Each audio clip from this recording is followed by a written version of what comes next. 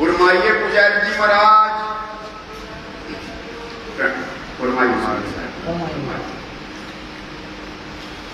मुकिए एक तीर ताने मुकिए, आप महान बुद्धि के सागर हादी पिया श्री प्राणनाथ जी अपने पत्नी सुंदर साथ को समझा रहे हैं, फरमा रहे हैं, हे प्यारे सुंदर साथ जी। कलश गुजराती योग मायानु प्रकरण के अंतर्गत जीव और वासना के अंतर को बताते हुए, जीव वासना एक ही जगत, जो सूरज दृष्टि रात, जीव का घर है स्वप्न में, वासना में साक्षात। जो जीव रहता है वो नींद का घर, नींद के घर में रहता है, यानी स्वप्न मंडल में रहता है, और जो वासना रहती है वो कहाँ रहती है? अखंड काल में रहती है। तो कहते हैं कि जो सत्य है, सत्य वासना अंग साक्षात, जो वासना का अंग है वो सत घर है, उसको देखो गुरुधाम भी कहा गया है। तो वहां पर रहने वाला जो सत्य ब्रह्म है वो सूरज के समान कहा गया है। सूरज की दृष्टि में रात कैसे आ गया?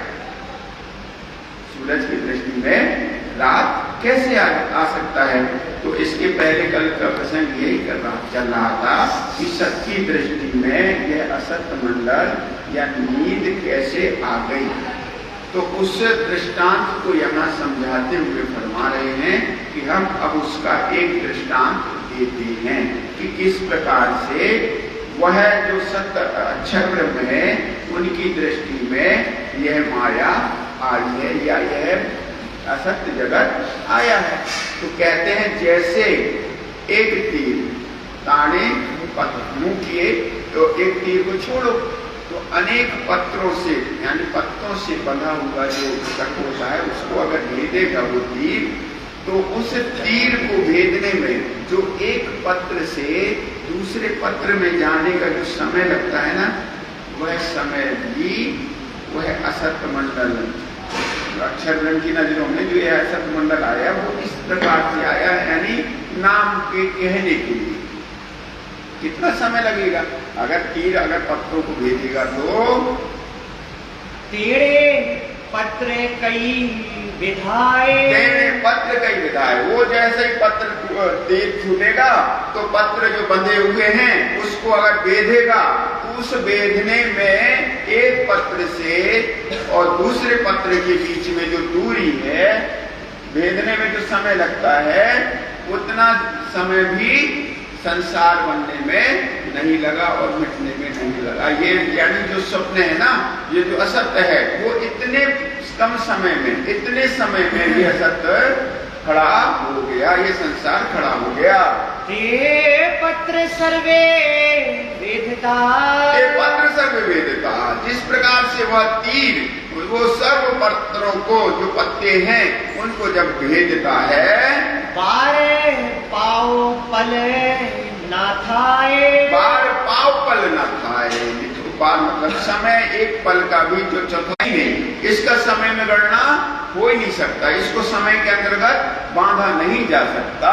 पढ़े पहलू पत्र एक बेधी ने, लेकिन अब उदाहरण दे रहे हैं तो आपको अगर ये देखना है कि कैसे ब्रह्मांड खड़ा हुआ है सत्य के सामने, तो उसके तो कहते हैं अक्षर ब्रह्म की नजरों में ये ब्रह्मांड जो आया है ना, वह उसकी जो समय की गणना है, वह समय की गणना इस प्रकार से कही गई है कि जो तीर अगर एक पत्रों की गठरी को देखता है तो उसमें एक है, अगर एक पत्र से दूसरे पत्र के बीच की जो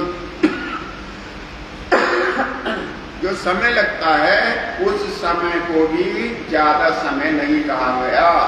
तो आवारे एकनी नु असत्य मान, सत्य भौम नु असत्य मान, लेकिन जो सत्य भौम है यानी जो परम धाम है उसमें असत्य नहीं आ सकता। इसी प्रकार से सत्य में असत्य नहीं आ सकता। इसी का प्रसंग जब सनकादिकों ने तो इसमें माया प्रेमला करके दिखाओ तो उसका जवाब नहीं दे पाए। तो कहते हैं पाणी में इसलिए कहा दो के जुदे वासन, माया और ब्रह्म का निवेदा। खान से कोई और भी आ जाए कहने लगे कि माया ब्रह्म का निवेदा जुदे खीर हमारे सिवा कोई नहीं कर सकता। ये दोनों की जुदे वासन है, यानी एक बर्तन में लिखा है, दोनों ही हमारे पास है, तारतम है और जागृत की अक्षर की जागृत बुद्धि, ये दोनों ही हमारे पास है। हमें प्रकट की था प्रकाश, हमें प्रकट की था प्रकाश, हमने इस प्रकाश को प्रकट किया है। रास का प्रकाश को रास का प्रकाश कर रहे हैं, तो रास का प्रकाश कर रहे हैं, इसीलिए इसको प्रकट होना कहा गया है कि अक्षर की जागृत बुद्धि में जो रास है वह रास प्रकट होना है। भाई उस रास को प्रकट इसलिए करना है कि वह प्रतिबिंब जो कहा गया है उसको नकार के ताय भेद दिया दूसरा आकाश जहां पहुंचा जहां अखंड रजनी तारतम ज्योत ने क्या किया, दूसरा आकाश भेद दिया।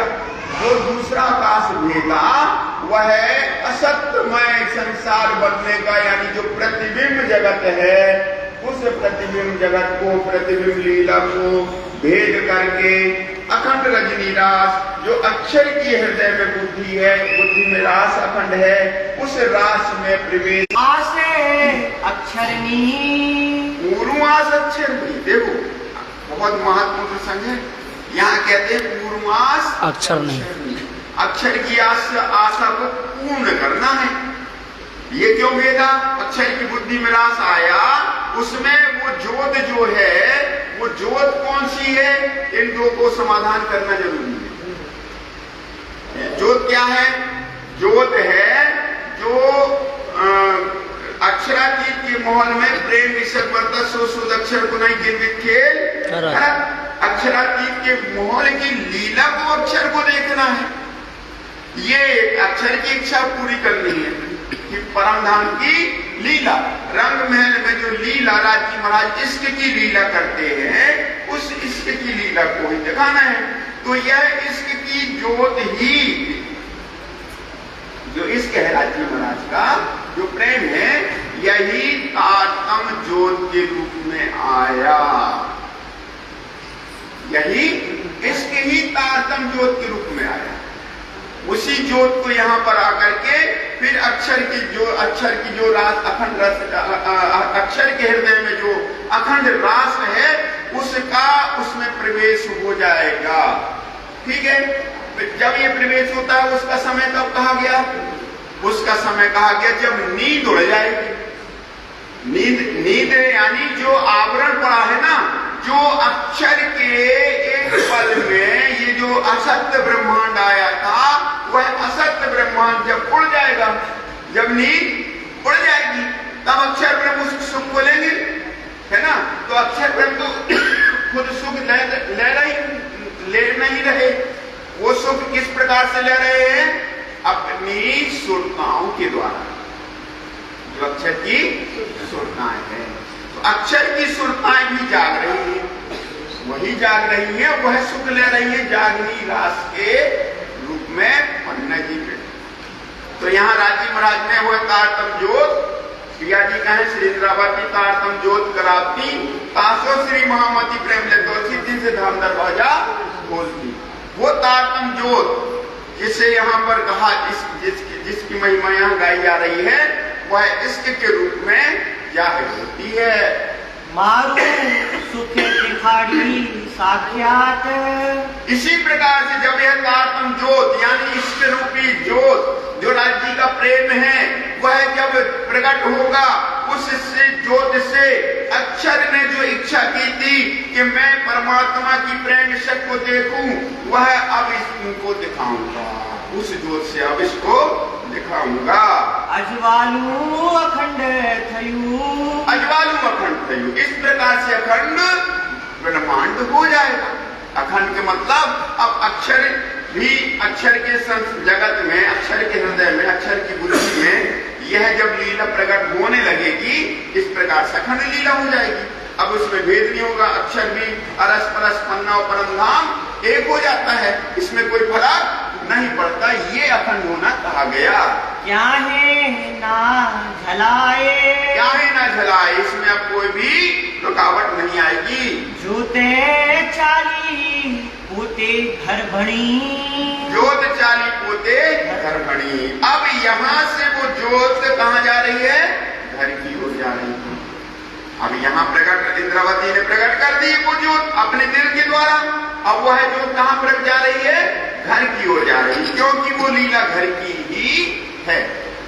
राज्य की लीला जो प्रेम सत अक्षर को देखना था वो घर में ही है, वो घर की लीला अब यहाँ पर जो अक्षर की बुद्धि में आई वह एक जोत होकर के वहां पर पहुंच रही है, एक रूप हो रही है। बुद्धे अक्षर माहे समाये, देखो वो अक्षर माहे समाये। इस प्रकार से अक्षर की बुद्धि में जो रास अखंड है, अखंड रजनी रास, वह रास का प्रकाश जो हो रहा है उसमें जो कलश धारण होना है वह अब अक्षर की बुद्धि में आकर के वह जोत राज्य का इश्क रूपी जोत यहाँ आकर के समाहित हो जाती है। बुद्धे अक्षर माहे समाये, बुद्धे अक्षर माहे समाये। अजवालू अखंड थयू, अजवालू अखंड थयू। हवे किरण ज्ञाने ना झलाए, हवे किरण ज्ञाने ना झलाए।